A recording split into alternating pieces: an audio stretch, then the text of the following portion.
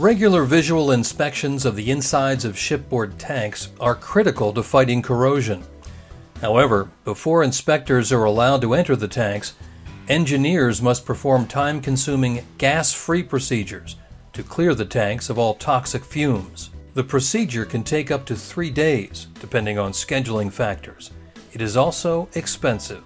The cost to have a tank, a general tank, gas-free is anywhere between $8,000 and $15,000 per tank.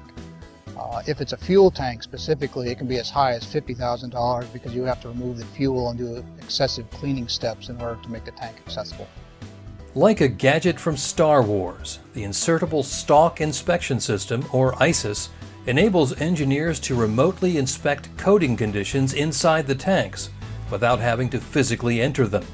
ISIS is used to inspect the coatings conditions on tanks.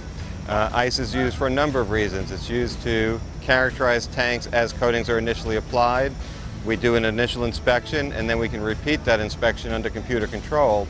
And as we gather data over years, we can look at how the tank coatings condition has changed, make assessments of whether or not the coatings have aged prematurely or how well coatings hook up. And that's one of the reasons why ISIS is used. The ISIS camera sends images to a computer where they are analyzed using the corrosion detection algorithm. This helps inspectors assess coating conditions inside the tanks.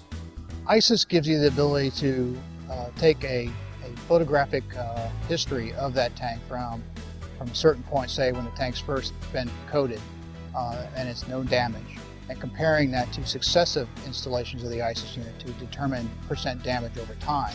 A human inspector which goes into a tank will be different each time they go in and have a different opinion on what the damage levels are.